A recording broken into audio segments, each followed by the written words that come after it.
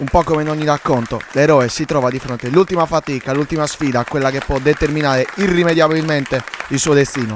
Oggi il Coginas è chiamato a prendere la penna, colmarla d'inchiostro e farla strisciare sui grandi fogli del grande libro del calcio sardo, cercando di scrivere una sola parola: playoff. Amici sportivi appassionati di calcio dilettantistico, buon pomeriggio da Alessandro De Pero al commento e alle immagini. Benvenuti al campo comunale di Santa Maria Coginas, benvenuti alla resa dei conti. Subito lancio lungo, cerca Radovanovic, prova a lanciare Matteucci, ci arriva Matteucci, attenzione, ingresso in area. Matteucci da solo! Matteucci subito! 1-0 per il Coginas.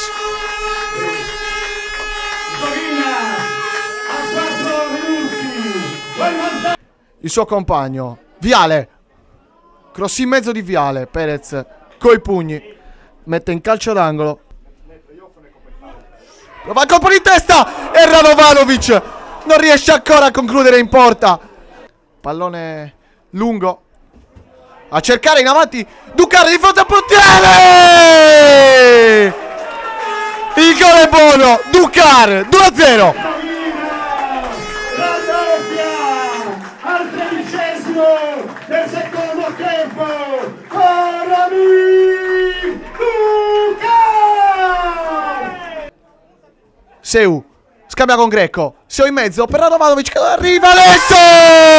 Radovanovic 3-0 adesso del Coginas, che a circa 8 minuti dal playoff promozione. Neli sulla battuta, c'è anche Cobas, vediamo cosa sceglieranno di fare. Vanilla alla battuta direttamente in porta, Perez qua pasticcia e c'è la rete dello stintino che accorcia le distanze. 1-3. Cross in mezzo sul primo palo, tocca Radovanovic.